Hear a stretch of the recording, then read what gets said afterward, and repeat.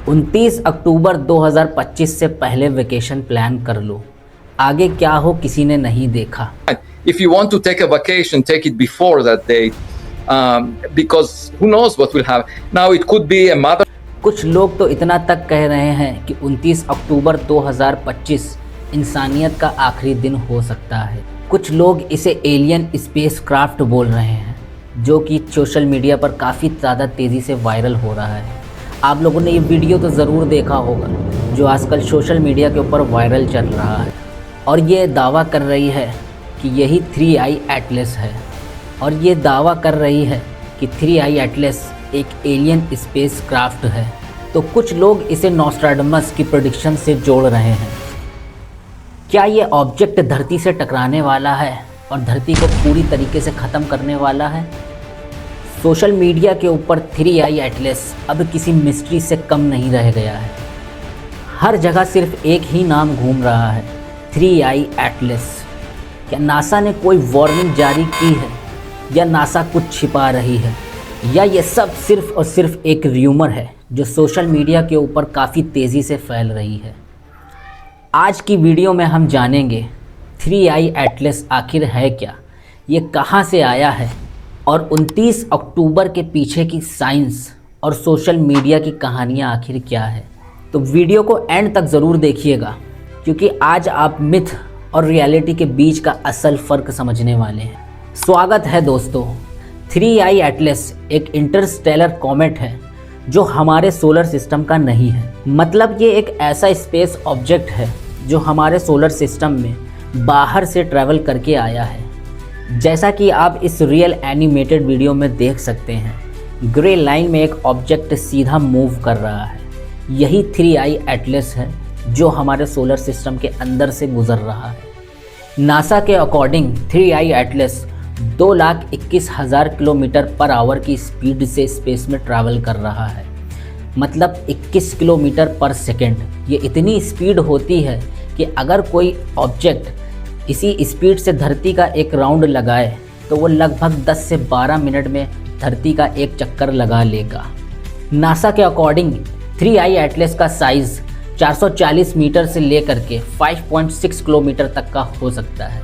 यानी कि अगर आप माउंट आबू या लोनावला जैसे शहर को एक गोला बना दें तो वो इतना ही बड़ा होगा जितना कि 3i एटलस कॉमेट है।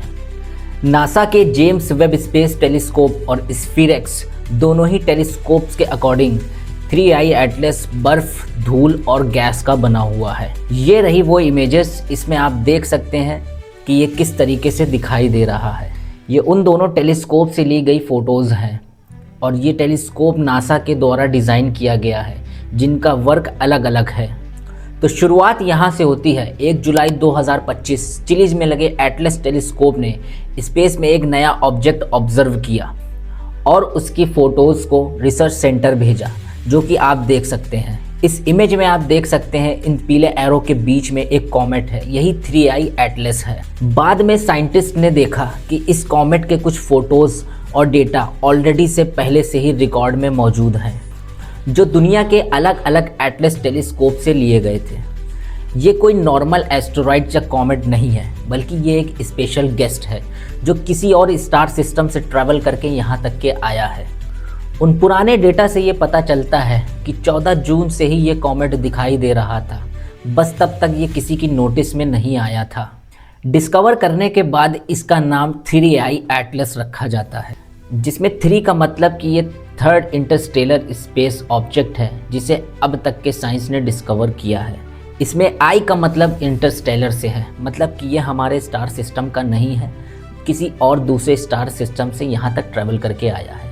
और एटलस इसलिए क्योंकि इसे एटलस सर्वे टीम ने फर्स्ट टाइम डिस्कवर किया था। 1 जुलाई 2025 को जब इस कॉमेट को डिस्कवर किया गया था, तब ये सोलर सिस्टम के आउटर रीजन में था, यानी मार्स और जुपिटर के एरिया में था। जैसा कि आप इस इमेज में देख सकते हैं, उस वक्त ये हमारे सन से लगभग 67 करोड़ किलोमीटर दूर था और सन की तरफ एक हाइपरबॉलिक पाथ को फॉलो कर रहा था।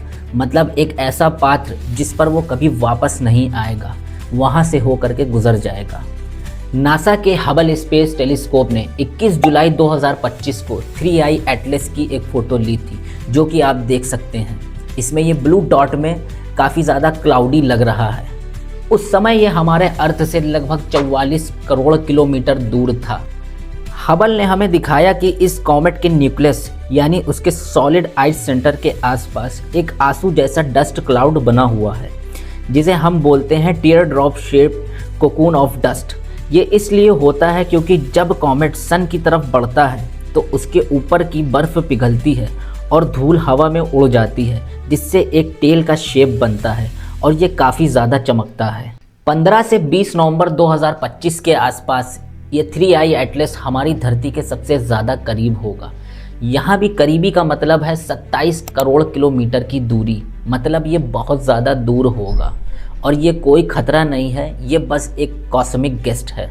29 से 30 अक्टूबर 2025 के आसपास ये 3i एटलस हमारे सन के सबसे ज़्यादा करीब होगा। मार्स के ऑर्बिट के थोड़ा अंदर और लगभग 21 करोड़ किलोमीटर की दूरी पर होगा। वही पल होगा जब ये 3i एटलस सबसे ज़्यादा ब्राइट और एक्टिव दिखेगा। लेकिन तब भी हम 3i एटलस को अपनी नेक्ड आइज से नहीं देख पाएंगे।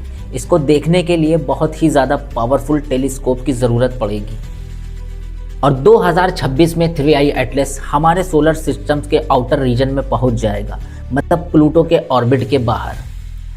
अब बात करते हैं उन वायरल मिथ की जो सोशल मीडिया के ऊपर काफ़ी तेज़ी से 3i एटलस को लेकर चल रही है। सबसे पहला myth, if you want to take a vacation तो take it before 29th, who knows what will happen.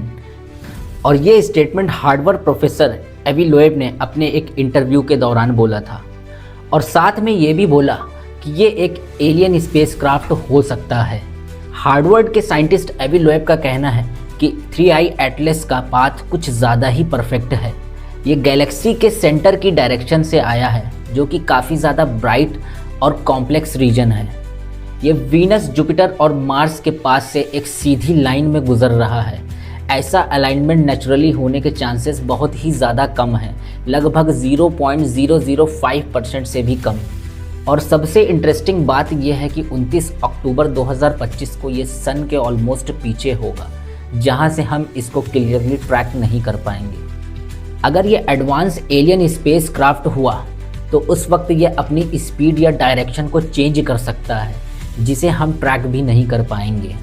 इस आइडिया को वो कहते हैं रिवर्स सोलर ओबर्थ मैन्योवर। ये सिर्फ एक पॉसिबिलिटी हाइपोथेसिस है, इसका कोई पक्का प्रूफ नहीं है। अब गाइस आइए जानते हैं नासा और दुनिया भर के साइंटिस्ट का क्या कहना है। नासा और दुनिया भर के सारे साइंटिस्ट के अकॉर्डिंग अब तक की सारी ऑब्जर्वेशन में 3i एटलस बिल्कुल ही एक नॉर्मल इंटरस्टेलर कॉमेट के जैसा ही बिहेव कर रहा है।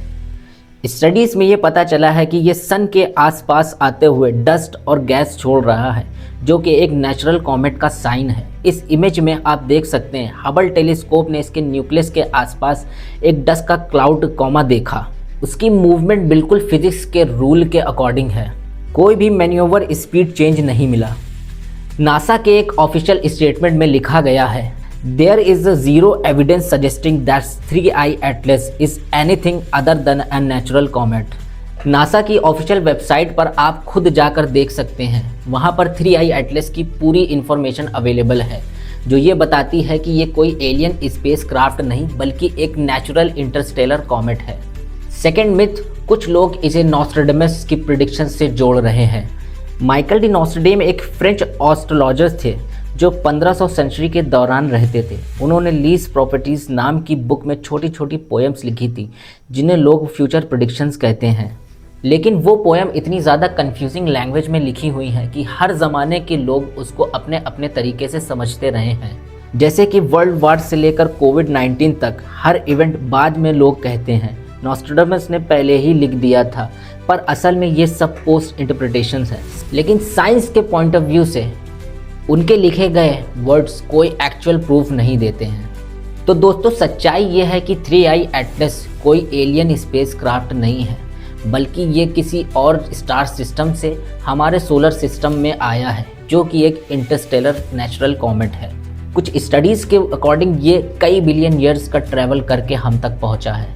साइंस के लिए ये किसी गोल्डन चांस से कम नहीं है ये समझने का कि गैलेक्सी के बाहर मटेरियल में क्या क्या होता है, क्योंकि ये ऑब्जेक्ट बेसिकली एक मैसेंजर है फ्रॉम अनदर वर्ल्ड, जो हमें याद दिलाता है कि स्पेस में हम अकेले नहीं, जो हमें याद दिलाता है कि स्पेस खाली नहीं होता बल्कि कई सारी मिस्टीरियस चीज़ों से भरा हुआ है। अगर आपने वीडियो यहाँ तक देख ही लिया है तो एक सब्सक्राइब और लाइक तो बनता है, और कमेंट में अपनी राय ज़रूर शेयर करिएगा। आई होप कि आप सबके 3i एटलस को लेकर सारे डाउट्स क्लियर हो गए होंगे। मिलते हैं आपसे नेक्स्ट वीडियो में। जय हिंद।